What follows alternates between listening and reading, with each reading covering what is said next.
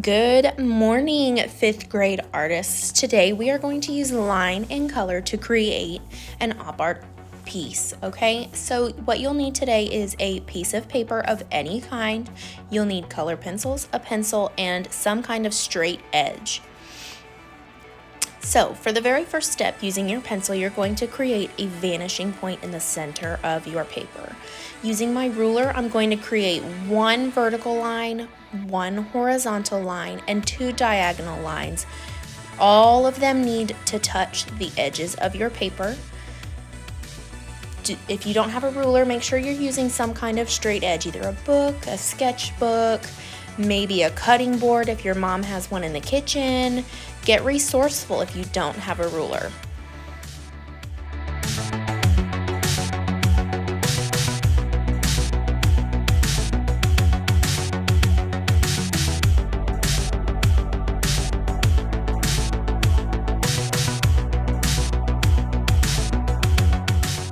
All right, so I have 8 sections on my paper.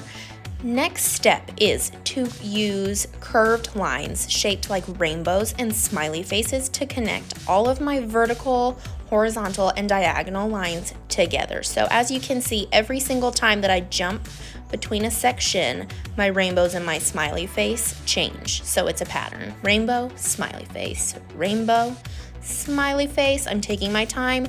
They don't have to be incredibly curved. They need to have just a soft curve. They don't need to be straight is the most important part. In order to make op art, your op art piece needs to really have space in between each rainbow and smiley face. So as you can see, I'm following my pattern, rainbow, smiley face, all the way around until I reach the edge of my paper. I leave a decent amount of space in between each section because I really want to be able to have room to color later with my color pencils.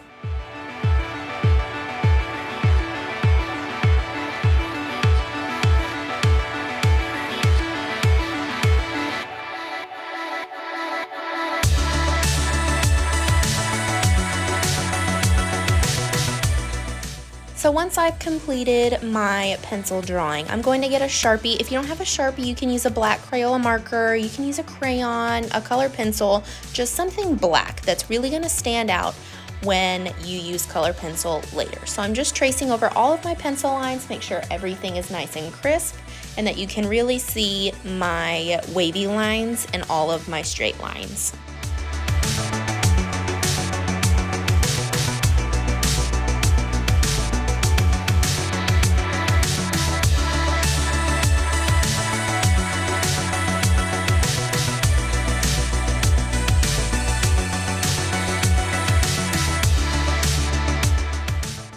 Alright, so once I've completed my Sharpie, I went ahead and I did some erasing to make sure no pencil lines were left behind.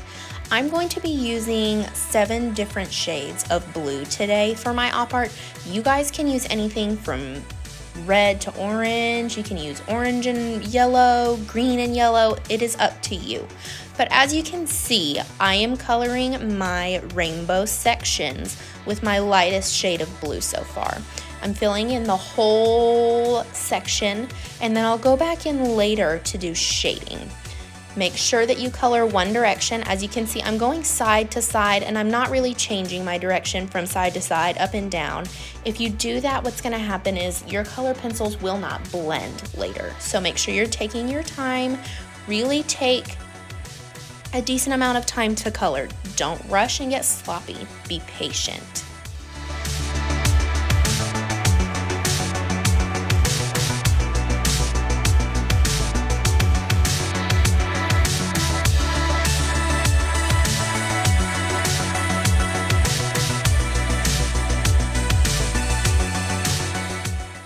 So once I've completed coloring in all of my rainbows, with the lightest shade of blue. I'm gonna go ahead and pick up my next value. It's not the darkest dark, it's a nice mid-tone.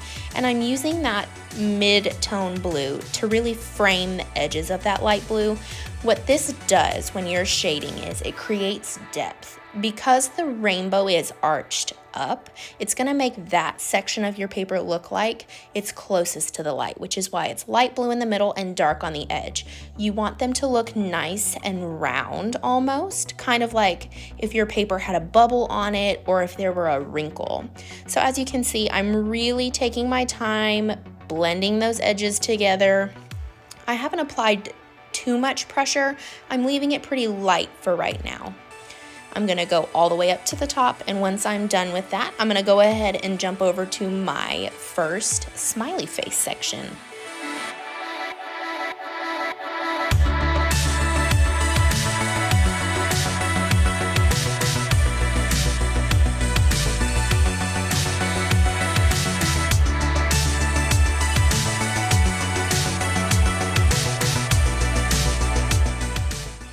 All right, so using that same mid-tone value that I used on the edges of my rainbow, I'm actually gonna use that to fill in the whole section of smiley faces that I am currently coloring. The reason I do that is because it is gonna make this section look like it's dipping down and away from the light. This section's gonna be nice and dark, but as you can see, I'm going ahead and taking my time. I'm filling in all that white space.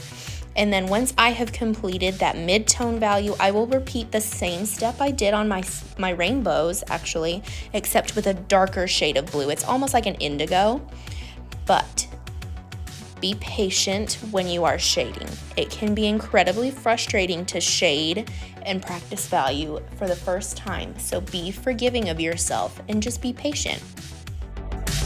Alright, so as you can see, I've picked up a nice dark indigo and I'm really hitting the edges of my smiley faces. And as you can see, my pressure actually changed this time. So I'm not being nice and gentle, I am being firm and really pushing that pencil pigment into my paper. The darker values, I recommend you use as much pressure as possible because you want those darks to be very dark, like they're hiding from the light or like they have a shadow. Part of op art is really being able to trick your viewers' eyes into thinking they're looking at a waving piece of paper or a waving piece of fabric. So I'm leaving my center of my smiley face sections with that mid-tone value, but I'm also taking that dark indigo over them just a little bit. It kind of helps blend those two shades together.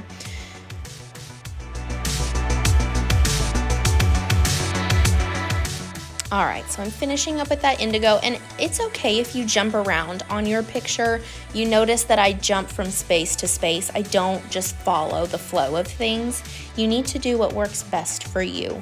So what I'm getting ready to do is I'm getting ready to pick up my lightest shade of blue, and I'm gonna blend those two values that I put on my smiley faces together. When you use that light shade, it still allows there to be a little bit of light peeking through on your op art. And you'll notice how many times I change my pencil. Really do what works best for you. If you need to do one value at a time and blend them all together later, that works too. I prefer to jump from value to value. That way I make sure I'm hitting every single value while I color.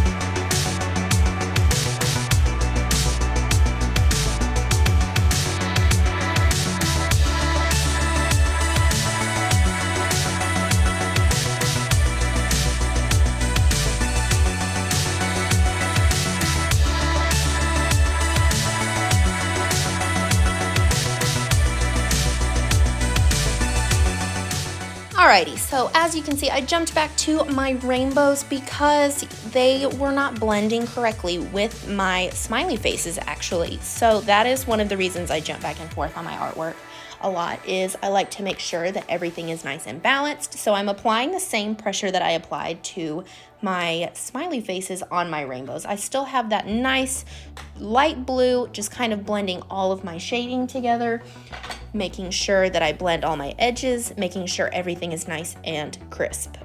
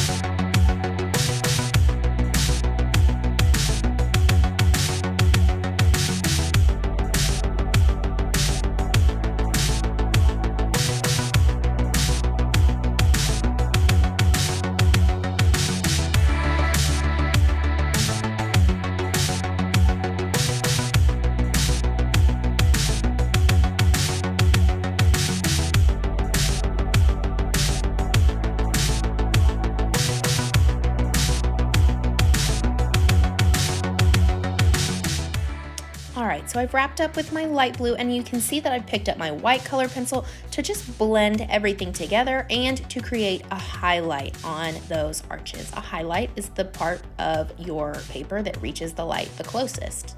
So I came back to my artwork this morning, and as you can see, I've completed quite a bit more, and I am going to finish this video out with me finishing my coloring.